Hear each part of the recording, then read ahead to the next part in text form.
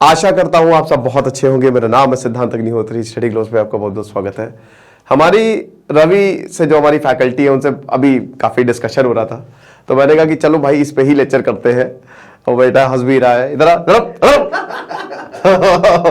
तो आज हम बात करेंगे कि डार्क रियलिटी क्या है स्टार्टअप की। ठीक है, क्या स्टार्टअप आपको करना चाहिए? स्टार्टअप मजा आएगी। स्टार्टअप करेंगे, नया बिजनेस खोलेंगे। पहली बात, स्टार्टअप होता क्या है पहले हम लोग ये समझ लेते हैं। स्टार्टअप बेसिकली कोई, अगर आप नई चीज इनोवेटिव चीज कर रहे हो, ठीक है, जो चीज ऑलरेडी मार्केट में नहीं हो, कोई इनोवेटिव आइडिया, वो है स्टार्टअप। बट देखिए बेसिकली यहां पे मैं बहुत रॉ बात करूंगा, ठीक है।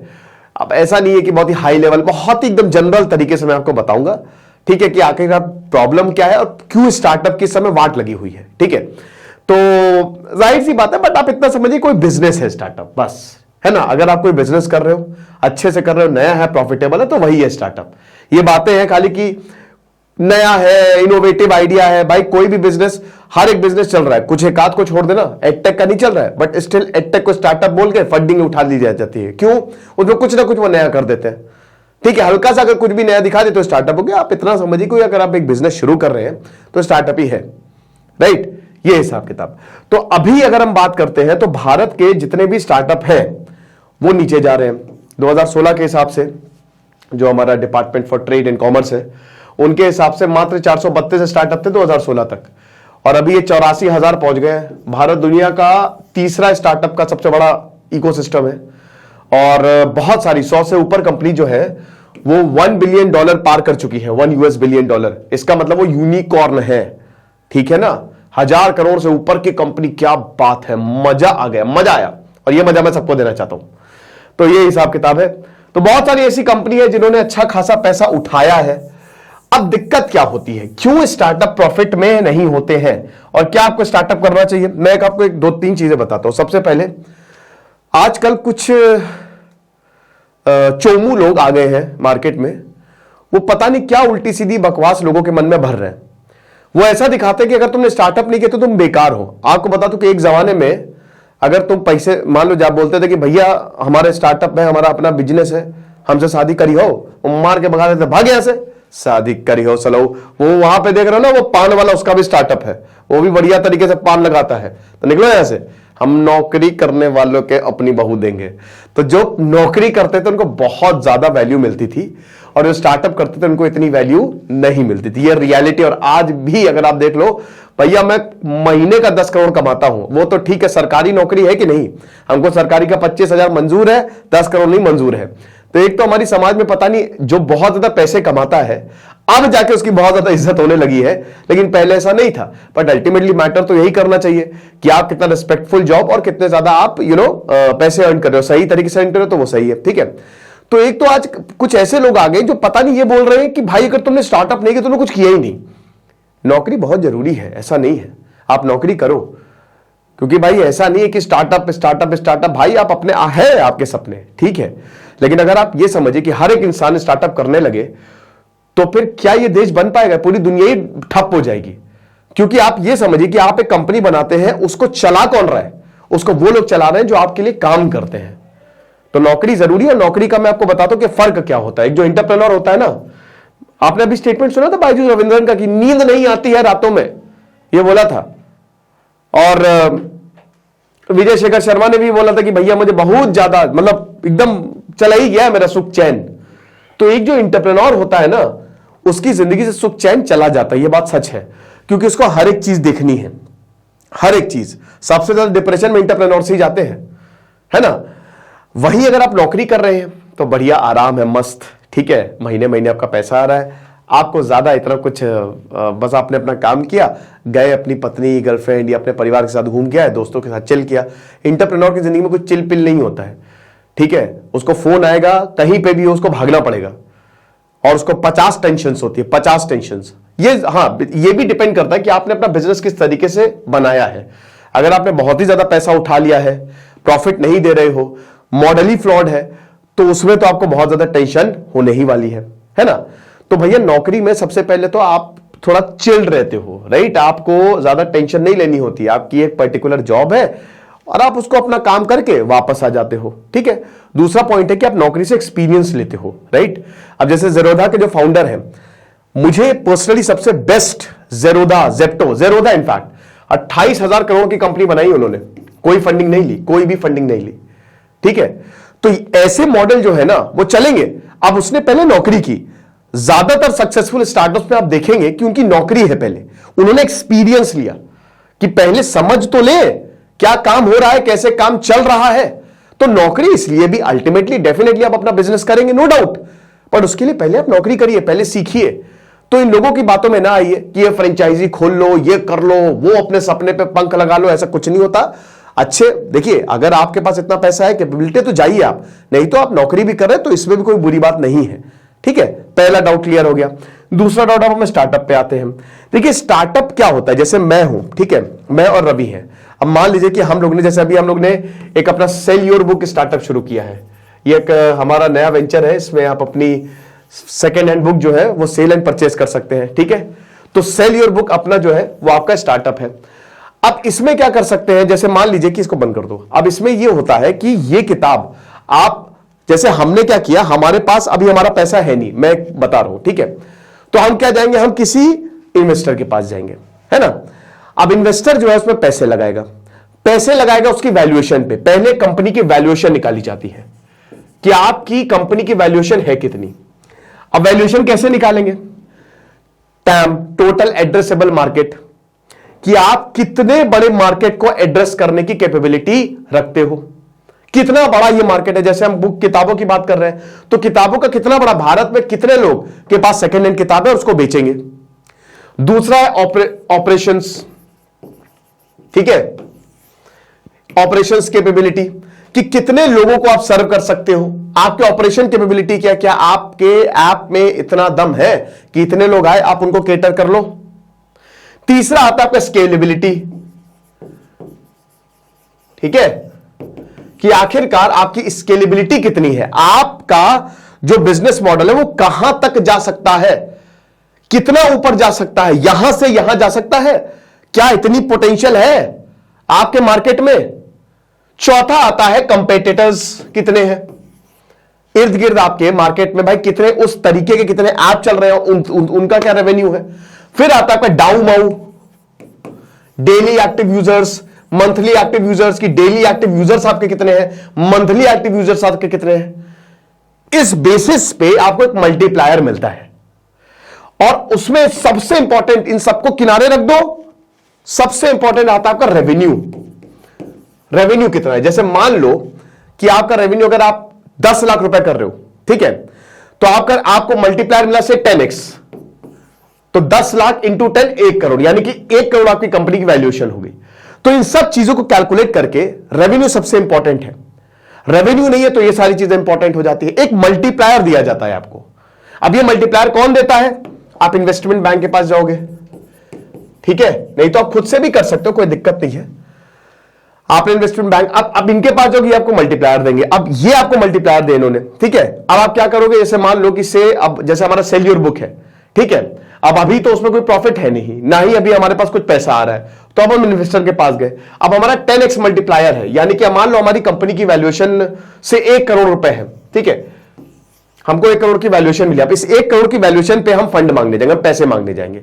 अब हम किसी वेंचर कैपिटलिस्ट को अपना आइडिया बताएंगे और वो पूछेगा कि 1 करोड़ की वैल्यूएशन कैसे है, आपने शार्क टैंक पे देखा होगा, तो हम उसको समझाएंगे इस तरीके से, तो वो पैसे लगा देगा।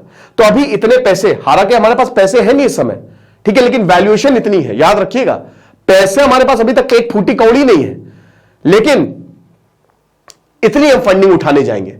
तो अब उसने मान लो 1 करोड़ रुपए जो है वो लगा दिए, 1 करोड़ रुपए दे दिए, और बदले में उसने 10% स्टेक ले लिया, 10% हमारी कंपनी का ले लिया, तो हमारी कंपनी की वैल्यूएशन इतनी हो गई। अब उसके बाद हम सीरीज बी राउंड, ये होता सीरीज ए, सीड फंड भी इसको कह सकते हो, ठीक है। तो अब उसके बाद अगला राउंड ऑफ फंडिंग हम करने जाएंगे। अब जाहिर सी बात है कि अभी हमारी कंपनी की वैल्यूएशन कितनी है, 1 करोड़, राइट। अब मान लो कि अगले 1 साल बाद या 6-7 महीने बाद हमने अपना प्रॉफिट जो है वो 10 करोड़ का दिखा दिया, या किसी तरीके से हम इसको यहां तक ले आए, हमने इन्वेस्टर्स को बताया। अब अगली जो फंडिंग होगी वो होगी 10 करोड़ की, हमारी वैल्यूएशन जो है वो इतनी होगी, 1 करोड़ से बढ़ के 10 करोड़ होगी। यानी कि अब आप समझो, अभी मेरे पास कोई पैसा नहीं है, मेरे पास पैसा खाली पेपर पे है, ठीक है। अब हुआ क्या कि मैं इस 1 करोड़ की फंडिंग को मैं 10 करोड़ पे ले गया। अब मैं इन्वेस्टर के पास गया।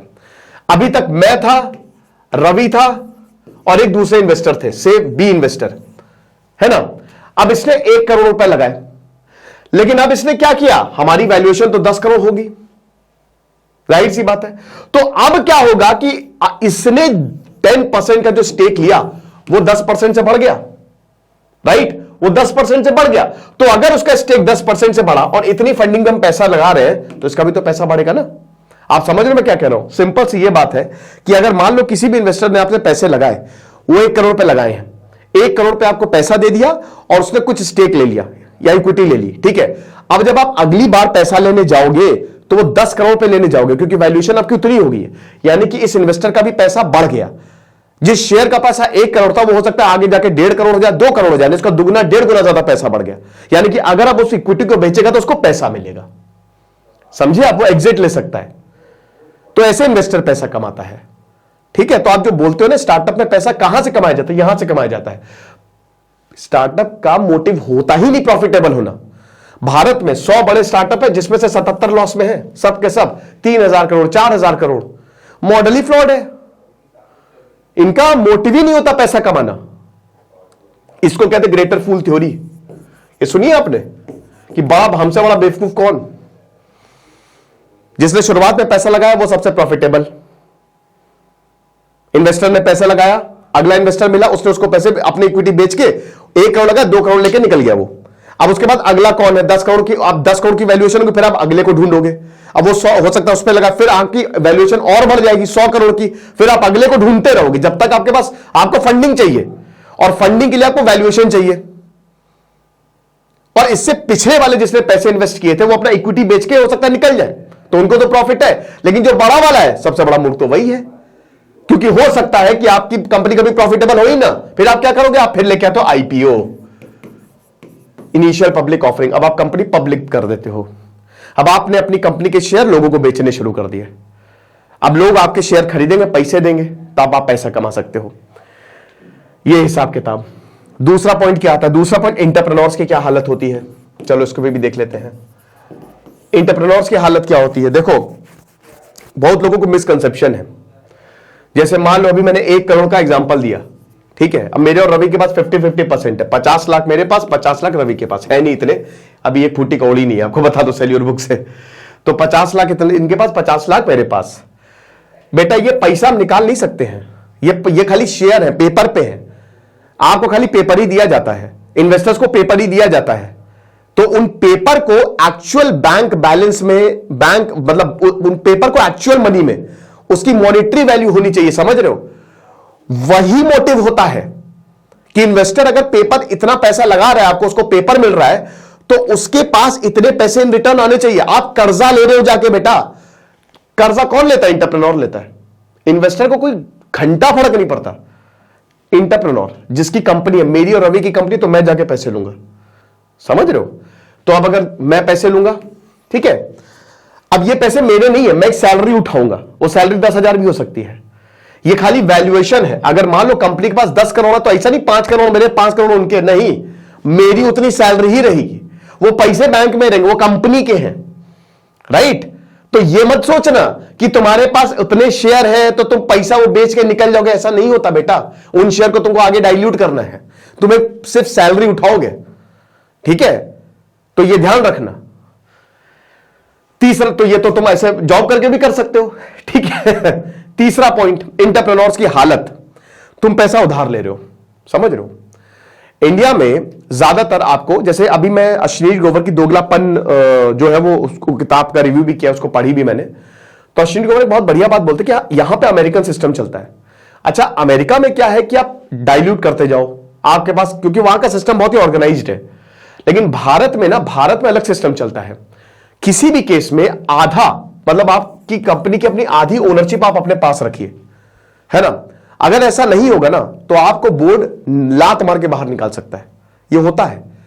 इन्वेस्टर्स बेटा वो शार्क्स है, शार्क्स। उनको शार्क्स क्यों बोला जाता है, निगल गए हैं, उनको हर एक चीज मालूम है, हर एक चीज, एक एक जितना तुम अभी तुम सीख रहे हो ना, वो सीख के छोड़ चुके हैं, वो प्रिंसिपल है स्कूल के, तुम बच्चे हो जो उनसे अभी पैसा उठाने आ रहे हो। तुम एक ऐसे इंसान से, तुमको लग रहा है कि इन्वेस्टर ये है वो है, तुम एक ऐसे इंसान से पैसा उठा रहे हो ना जिसने घाट घाट का पानी पिया है। और बेटा यहां पे 1 रुपए किसी से निकलवाने मुश्किल होते हैं, और अगर वो तुमको 1 रुपए देता है ना तो 10 बार डंडा कर देगा कि कब मेरे पैसे दोगे, कब मेरे पैसे दोगे। ये तो शार्क्स है। तो जब ये पैसा लगाएंगे तो तुमसे एक्सपेक्ट करेंगे तुम प्रॉफिट दो,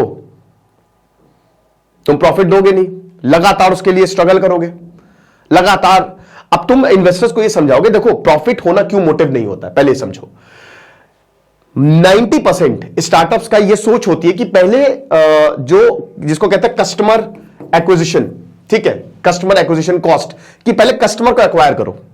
हमने जैसे सेल्यूर बुक बनाया है तो हमारा क्या है कि ज्यादा से ज्यादा डाउनलोड बढ़े। अब इसके लिए आप फ्री सर्विस दे दो, जियो आया उसने फ्री में दिया सब, एक बार बस कस्टमर आ जाए हमारे पास। अब जब आपके पास कस्टमर बेस बन गया तो आप उसको कुछ भी बेच सकते हो, कुछ भी बेच सकते हो, आपकी सुनेगा। जोमैटो का आप देखिए, जोमैटो का क्या मॉडल था। जोमैटो का पहले यह था कि पहले बस कस्टमर आ जाए एक बार हमारे पास, एक बार कस्टमर ने फूड ऑर्डर करना शुरू कर दिया तो उसकी हैबिट बन जाएगी, राइट। बट ज्यादातर केस में ऐसा होता ही नहीं है।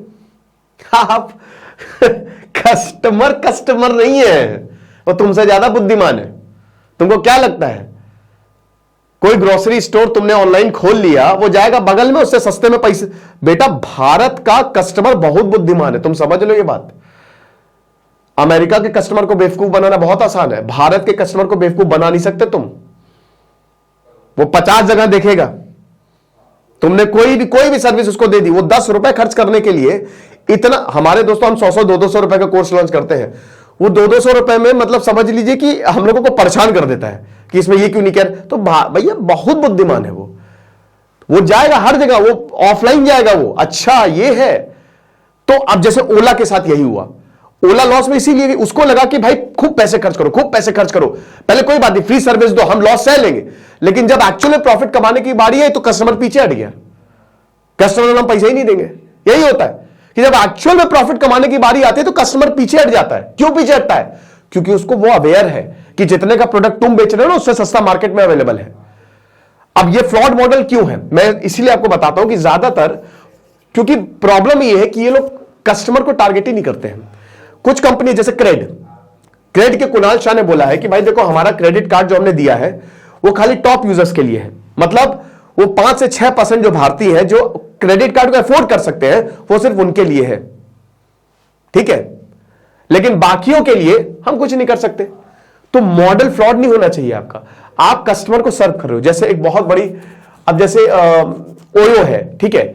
अब अगर ओयो को सरवाइव करना है तो उसको क्वालिटी अच्छी देनी पड़ेगी अपने होटल्स की, है ना। तो अगर आप अपने कस्टमर को ही भूल जाओगे, आप क्वालिटी नहीं दोगे तो वो आपका दोबारा कभी ऐप नहीं यूज करेगा। आमतौर पे स्टार्टअप्स को क्या लगता है, एक इंसान ही तो गया है, एक इंसान के खराब रिव्यूज, वो एक इंसान 20 को 100 को 200 को 1000 को बताएगा कि इसका कभी प्रोडक्ट यूज नहीं करना, फिर वो जिसको बता रहा है वो 1000 को बताएगा। तो इसीलिए पहली बात, आपका प्रोडक्ट कमाल का होना चाहिए, आपकी नेगेटिव मार्केटिंग नहीं होनी चाहिए, और आप कस्टमर ह्यूमन साइकोलॉजी को भैया आप जाके, जैसे मैं यहां पे एग्जांपल दूंगा विकास सर का, विकास दिव्या कीर्ति का, ठीक है। अब उनका जो दृष्टि आईएएस है वो 1000 कोचिंग्स पे अकेले भारी है। क्यों? क्योंकि विकास सर सीधा ह्यूमन साइकोलॉजी को टारगेट करते हैं, वो ह्यूमन इमोशंस को टारगेट करते हैं।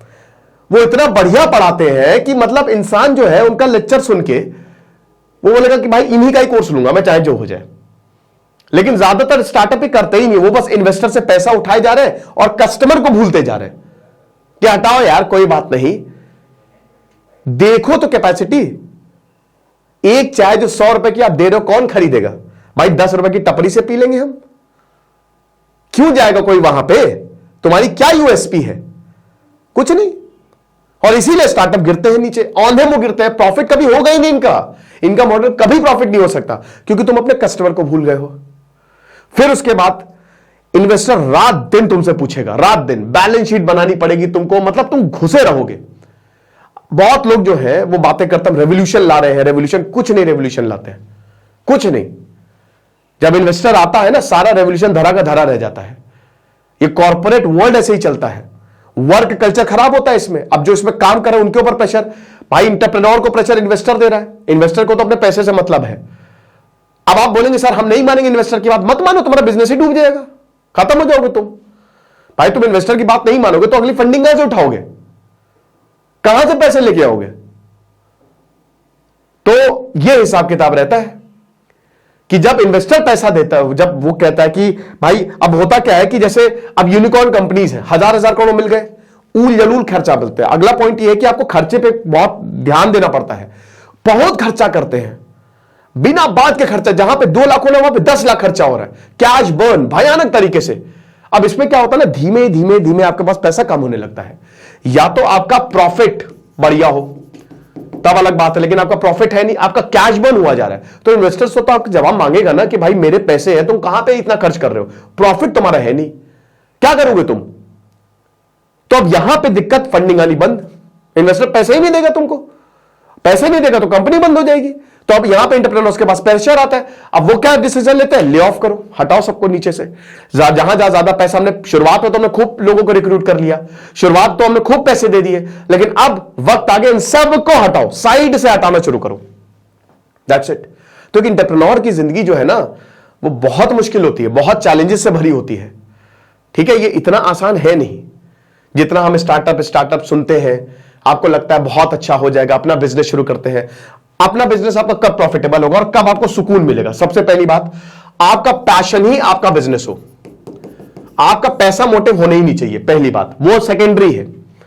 सबसे पहले आपको उस काम को करने में मजा आना चाहिए, पहला। दूसरा, वो यूनिक हो, ऐसा कहीं कुछ हो ना रहा हो। मैगी की मोनोपोली है, जियो की मोनोपोली है, अगले आने वाले 5 साल में ना आपको हर जगह जियो ही दिखेगा, वो हर जगह घुस रहे हैं, ठीक है। तो या तो ऐसा आपका प्रोडक्ट हो कि सबसे यूनिक हो। तीसरा, कॉस्ट इफेक्टिव। भारत में अगर आपको चलना है तो आपको इस पे सबसे ज्यादा ध्यान देना है। पैसा कितना है, जितना ज्यादा सस्ते में निकालोगे। अब होता क्या है कि बहुत लोग बोलते हैं क्वालिटी गिर जाती है, ये बिल्कुल सही बात है। कई बार सस्ते में जब आप प्रोडक्ट निकालते हो तो क्वालिटी का डिटोरेशन, ऐसा लोगों को लगता है कि क्वालिटी कम है। हमारा जैसे प्रोडक्ट जो हम देते हैं यूपीएससी में, जो हमने कोर्सेज निकाले, हम मात्र 10, 15, 20 हजार के निकाले हैं, लेकिन हमने जिनको भी बताया वो बोल रहे कि आप डेली लाइव क्लासेस लेते हो, ये तो 1.5, 2, 2.5 लाख का होना चाहिए। बहुत बड़ी बड़ी कोचिंग्स, ऐसा नहीं, बट बहुत बच्चों को लगता है कि हम सस्ते में देना तो ये थोड़ा कम होगा। अब यहां पे एक ट्विस्ट आता है कि आप कौन सी ऑडियंस को केटर करना चाह रहे हो। क्या आपकी ऑडियंस अपर लेवल है, इतनी से लेकिन पैसा इतना है, लेकिन क्या आप पूरे भारत को केटर करना चाह रहे हो? अगर आप पूरे भारत को केटर करना चाह रहे हो, क्योंकि मार्केट बहुत बड़ा, 140 करोड़ का मार्केट है ये, गांव में तो अभी हम गए नहीं है, तो अगर आप इतने बड़े मार्केट को केटर करना चाह रहे हो तो आपको कॉस्ट पे काम करना पड़ेगा। इससे 2 चीजें होती है, गुडविल बनती है, ठीक है। दूसरा यह है कि वो हर कोई अफोर्ड कर सकता है अगर आप उतने पैसे में दे रहे हो, क्योंकि बहुत आजकल खर्चा होता है, चलो इतने में ही हम, लेकिन जो बहुत महंगा बेचते हैं, ठीक है, जो ज्यादा का बेचते हैं, उसमें प्रॉब्लम ये होती है ना कि वो एक बार इंसान खरीदकर दूसरे बार नहीं खरीदता है, चले छोड़ो। तीसरा, सिंप्लिसिटी, कितना सिंपल है यार। जितना ज्यादा आपका बिजनेस सिंपल होगा, जितना ज्यादा कस्टमर को कम मेहनत लगेगी, उतना ज्यादा आपका प्रोडक्ट जो है वो सक्सेसफुल होने के चांसेस है। समझ रहे हो? तो ऐसे। चौथा, ओनरशिप अपने पास रखो। ज्यादातर इक्विटी आप अपने ही पास रखिए, क्योंकि होता क्या है, और अगर कोई आ भी रहा है तो अपने परिवार वालों को ही रखिए, क्योंकि एक बार आपके पास से ओनरशिप गई तो फिर वहां से बहुत ज्यादा प्रेशर शुरू हो जाता है लगातार। आप, क्योंकि आप जवाब दे हो इन्वेस्टर्स को, आपको लगातार जवाब देना है, यह दिक्कत होती है, ठीक है। अगला, प्रॉफिट पे ही जाओ। जेरोधा, जेप्टो का एग्जांपल देखो ना, जेरोधा, जेप्टो, फिजिक्स वाला, प्रॉफिट पे जाओ, प्रॉफिट को टारगेट करो कि हम कितना ज्यादा प्रॉफिट कमा पाए। बहुत फंडिंग पे मत जाओ। फंडिंग आपको एक बार मिलेगी, लॉन्ग टर्म में आप देखो, आपको फंडिंग से कोई फायदा, एक एंटरप्रेन्योर को फंडिंग से कोई फायदा नहीं होता है, वो पैसा उसका है ही नहीं। मैं आपको यही समझाने की कोशिश कर रहा हूं। इन्वेस्टर एग्जिट लेता जाएगा, आप एग्जिट नहीं ले सकते, आप एग्जिट कंपनी बेच के लोगे, उसमें आप हो सकता है प्रॉफिटेबल हो, बट कंपनी भी कोई तभी खरीदेगा जब आपकी कंपनी प्रॉफिटेबल हो या आपकी कंपनी में कुछ स्कोप हो। हद से ज्यादा फंडिंग पे डिपेंड हो जाओगे ना तो बहुत बड़ी प्रॉब्लम क्रिएट हो जाएगी आपके लिए, ठीक है। और इसीलिए दिमाग खराब होता है। फिर आप आईपीओ लेके आओगे, आईपीओ भी नहीं चला, अगर अब आईपीओ भी बहुत बड़ा रिस्क है, आईपीओ लेके पब्लिक ने नहीं खरीदा, क्या करोगे तुम? वो और कंपनी की रातों रात वैल्यू डाउन हो जाएगी, जो आपने जीरो से कंपनी को बिल्ड किया है, रातों रात खत्म हो जाएगी वो। जैसा बहुत सारी कंपनी के साथ आज हो रहा है, राइट? तो हमेशा से प्रॉफिट पे ही काम करो। पांचवा, प्रोडक्ट आपका कैसा, आइडिया कैसा है। अगर आपको लगता है कि आपका आइडिया काम करेगा, आप एकदम पैशनेट हो, जाओ। अगला, अपने ऑडियंस जो आपकी पब्लिक है, भारत की नीड को समझो। जैसे आज एनर्जी सेक्टर में अगर आप कुछ भी कर रहे हो तो ऑटोमेटिकली प्रॉफिट हो जाएगा, क्योंकि आज एक एनर्जी क्राइसिस खड़ी हो रही है। एआई डेवलप हो रहा है, आर्टिफिशियल इंटेलिजेंस डेवलप हो रहा है। आर्टिफिशियल इंटेलिजेंस पे आप इन्वेस्ट करो, खूब पैसा कमाओगे। जेरोधा 2015 से बहुत ऊपर उठी है। क्यों? क्योंकि जो उनके वो क्या नाम है उनका, कृष्णन, जो उनके को फाउंडर है, वो एआई स्पेशलिस्ट है, आर्टिफिशियल इंटेलिजेंस स्पेशलिस्ट। टेक में अगर सही आपको सीटीओ मिल गया, मजा आ जाएगी। अगला, सीटीओ से याद आया, आपके मेंबर्स, आपकी कंपनी में कौन काम कर रहा है, भीड़ मत बनो। Quantity does not matter, quality matters. ये बहुत लोग भूल जाते हैं। क्वालिटी रखो, कम लोगों को भरो लेकिन एफिशिएंट लोगों को भरो, वो जो आपके विजन के साथ इंक्लाइंड हो और आपके बिजनेस को एक से दूसरे लेवल पे ले जाए। हर चीज पैसा नहीं होती है। पैसा बहुत कमा रहे हो, लोग गालियां दे रहे हैं, उसका क्या फायदा, मजा नहीं आएगी। पैसा कमाओ और लोग भी आपकी इज्जत करें, वो है असली। मुकेश अंबानी कुछ भी कहो भाई, उन्होंने लोगों की जिंदगी को बहुत आसान बनाया है, ये बात मानो आप।